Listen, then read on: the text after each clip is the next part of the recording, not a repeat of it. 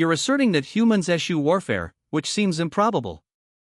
Zixnak's mandibles clicked in disbelief, its antennae twitching skeptically.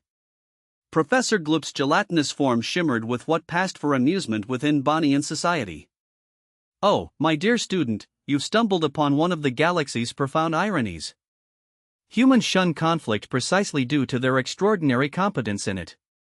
The classroom, filled with students from across the cosmos, buzzed with bewilderment. The insectoid's bewilderment manifested as literal buzzing. But Professor, a hesitant voice arose from the back, belonging to a Nervian, I believed humans were primitive. They lack even telekinesis.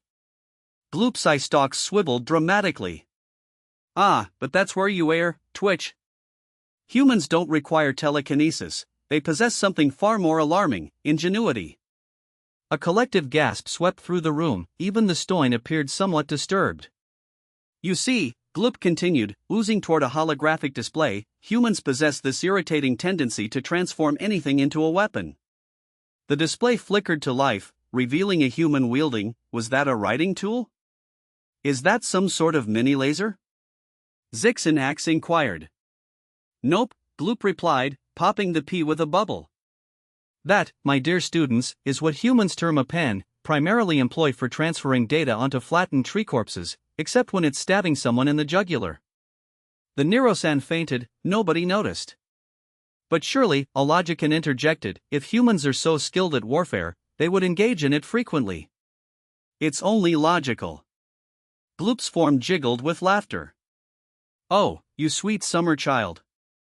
Humans abstain from war for the very reason you wouldn't challenge a black hole to a competition of who can suck harder. It simply isn't a fair contest.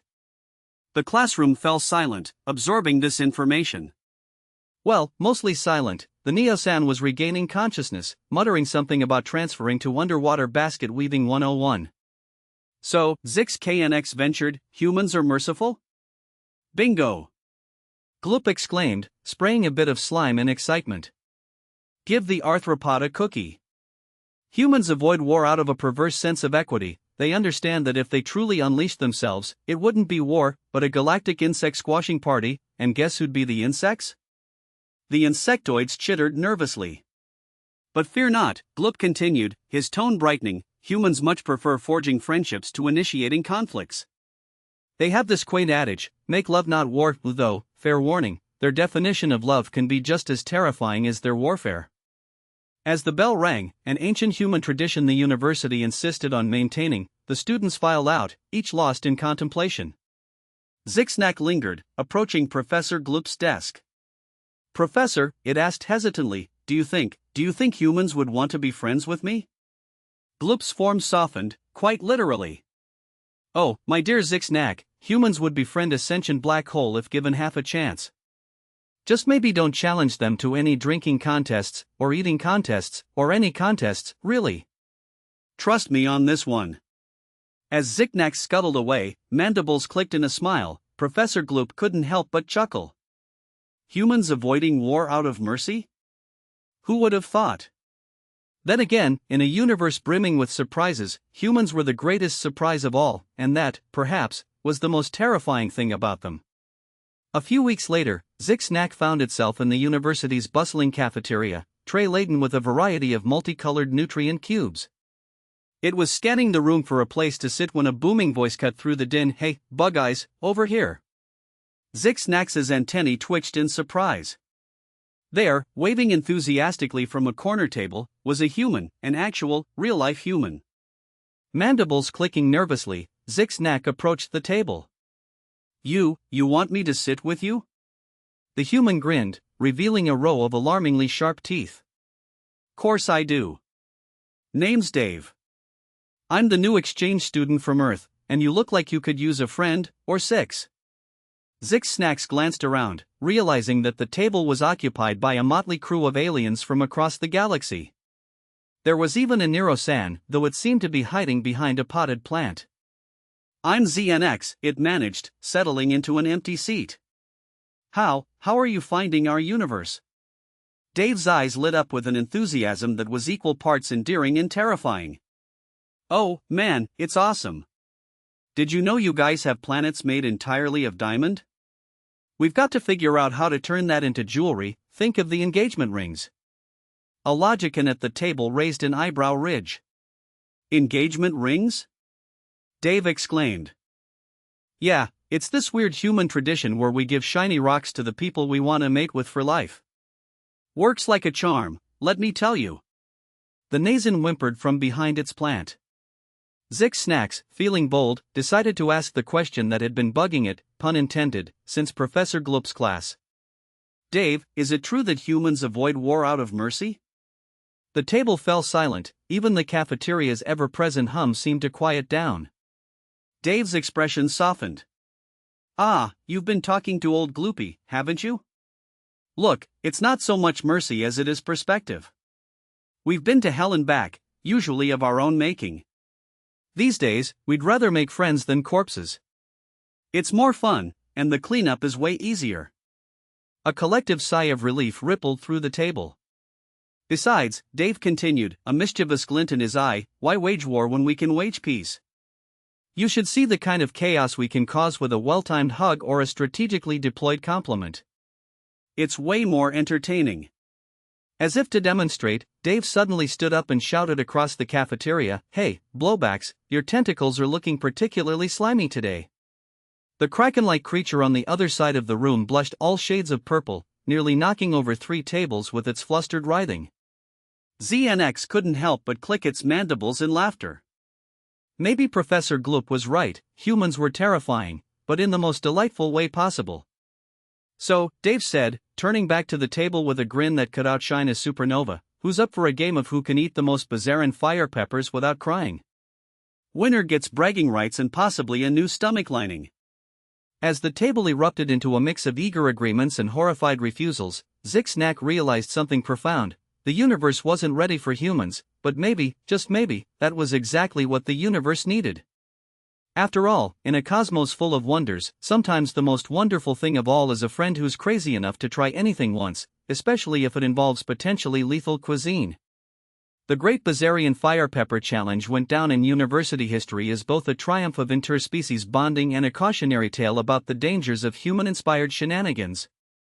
The infirmary was packed for days, and the janitorial staff threatened to go on strike if they had to clean up one more puddle of multicolored, spice-induced alien vomit.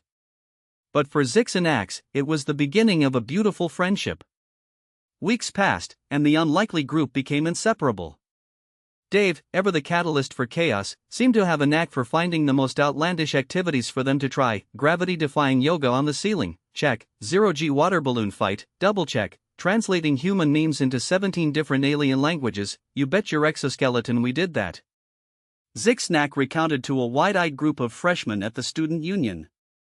One of the freshmen, a bioluminescent blob, pulsed curiously. But aren't humans dangerous? I heard they can survive things that would kill most species. Zix Snack's mandibles clicked in what passed for a chuckle. Oh, they're dangerous, all right, dangerously addictive as friends. Did you know Dave once ate a sandwich that was technically illegal in 14-star systems just because someone dared him to? The freshmen gasped in unison, even the Stoin looked mildly perturbed. But here's the real kicker, Zix and Axe continued, leaning in conspiratorially, last week we had an incident. A warmongering warlord from the Aggression Nebula showed up, all tentacles and terror, threatening to conquer our little corner of the universe. The bioluminescent blob dimmed in fear. What happened? Zix Nax's compound eyes glinted with mirth. Dave happened.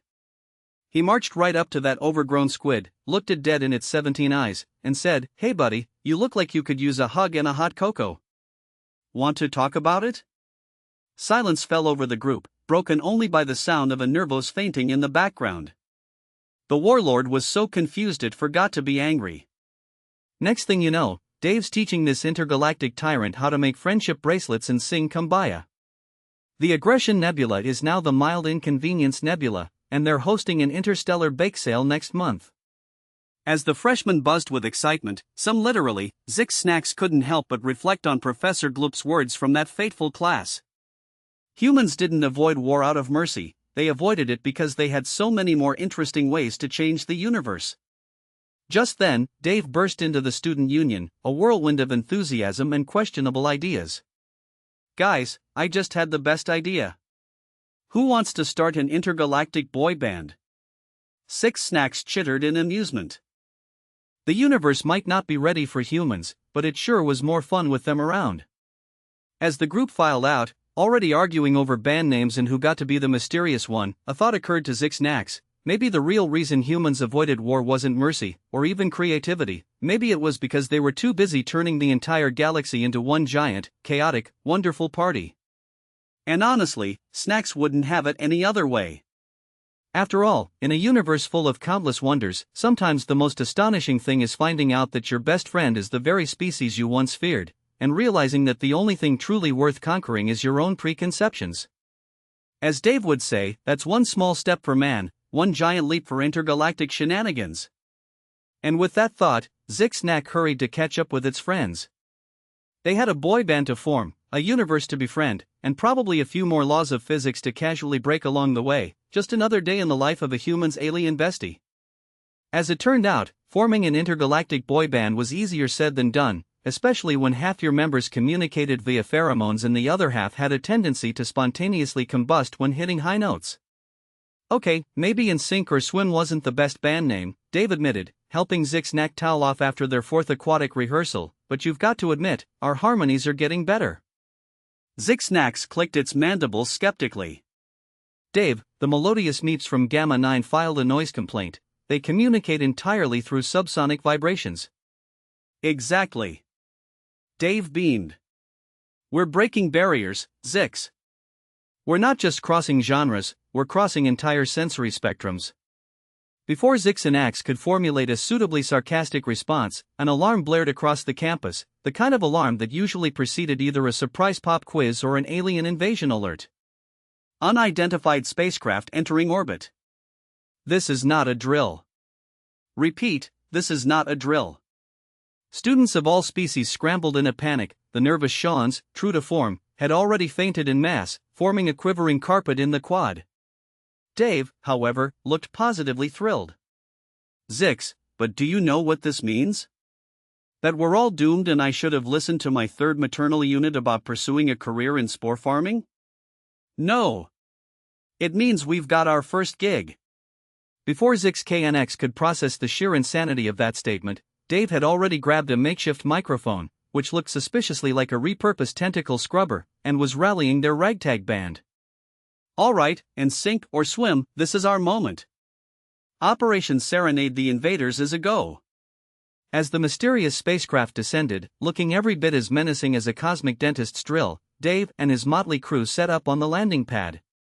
Zix Snacks, against every instinct of self-preservation, found itself taking up position behind a set of drums fashioned from empty nutrient cube containers. The ship's doors hissed open, revealing something. It was hard to tell under all that armor and weaponry. Dave, undeterred, flashed his signature grin. Welcome to Earth University, where our grades are high and our dance moves are higher. We're in Sync or Swim, and this one's for you, big guy. What followed was either the greatest or most catastrophic musical performance in galactic history. Opinions varied largely depending on how many functional ears the listener possessed afterward. Dave belted out lyrics that somehow rhymed xenomorphic with terrific. The Bonian keyboardist liquefied into a sentient synthesizer, oozing over several octaves simultaneously. ZNX, caught up in the moment, delivered a drum solo that would have made Neil Peart proud and slightly confused. The armored figure stood motionless, weapons still raised, as the cacophony washed over it.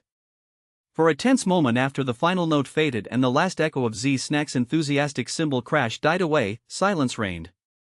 Then, to everyone's shock, the figure began to dance.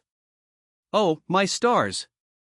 The voice from within the armor was decidedly more high-pitched and excited than anyone expected. Are you guys a real band? That was amazing. I've never heard anything like it. The armor retracted, revealing not a fearsome conqueror, but a starry-eyed fan with too many limbs and a t-shirt that read "I Heart Earth Culture." I'm Blixer, the alien gushed, all 6 of its eyes wide with excitement. I've been monitoring your transmissions for years. I came here hoping to experience human music firsthand, but this is beyond my wildest dreams. Dave, ever the opportunist, saw his chance.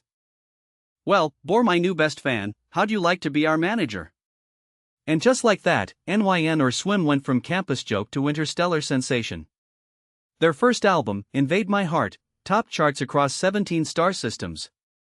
Their ballad, Love is Like a Quantum Entanglement, You Can't Explain It, became the unofficial anthem for peace talks throughout the galaxy. As Zix watched their music video premiere on the Galactic Broadcasting Network, a realization struck: humans didn't just avoid war out of mercy or creativity, they avoided it because they were too busy turning potential enemies into adoring fans, one terrible pun and catchy chorus at a time. You know, Dave, mused passing Zig Snacks a celebratory nutrient cube, I think we've stumbled onto something big here. Music, the ultimate peacekeeping force. Zig Snack chittered in agreement. Just wait until they hear our new track, Photon Torpedoes of Love. As the two friends clinked their cubes in a toast, Zignax couldn't help but think that maybe, just maybe, the universe had been waiting for humans all along, not as conquerors or saviors, but as the galaxy's ultimate party starters. After all, it's hard to wage war when you're too busy dancing to the beat of a different drum, especially when that drum is being enthusiastically founded by a six-limbed arthropod with a newfound passion for intergalactic rock and roll. Fame, as it turned out, was a double-edged sonic screwdriver. 6 standard galactic months after their impromptu debut, NSANC or Swim found themselves headlining the biggest concert venue in the Andromeda Galaxy, the Cosmic Coliseum, a repurposed black hole that had been stabilized and turned into an acoustic marvel by some very bored quantum physicists. I can't believe we're really here, Six Snacks chittered nervously, peeking out from behind the neutronium curtains at the swirling mass of eager fans. There must be beings from at least 1,000 different species out there. Dave, busy applying what appeared to be glitter sunscreen SPF 5000, grinned. I know, right? And to think, 6 months ago our biggest crowd was a bunch of hungover Flowian at the campus cafeteria. Blixer, their 6E manager, scuttled over, all of their limbs occupied with various communication devices. Slight change of plan, stars. The opening act, the melodious meeps of Gamma 9, are stuck in a temporal traffic jam. You're on in 5 microquarks. As the band scrambled to get ready, a commotion erupted near the stage entrance. A group of stern-looking beings in official-looking uniforms pushed their way through. Hold it right there, the lead official boomed, their voice echoing with the gravitas of 1,000 bureaucratic stamps. I'm Agent Zorp of the Galactic Cultural Preservation Society. This concert is cancelled. A collective gasp rippled through the backstage area, even the black hole seemed to hiccup. Dave, ever the diplomat, stepped forward. Whoa there, Biggie, what seems to be the problem? Did someone forget to file a form in triplicate? Agent Zorp's eye stalks quivered with indignation. This is no laughing matter, human. Your so-called music is causing unprecedented levels of cultural cross-pollination.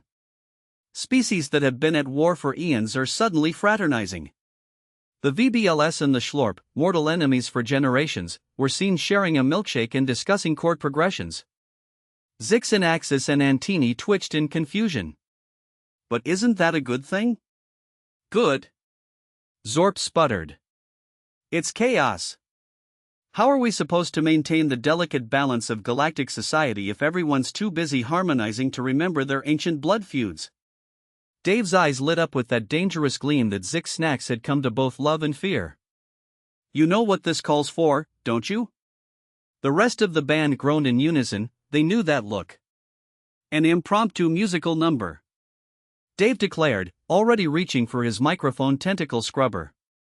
What followed was a performance that would go down in galactic history as either a masterpiece of diplomacy or a war crime against eardrums, depending on who you asked. Dave, with the charisma of a supernova and the vocal range of a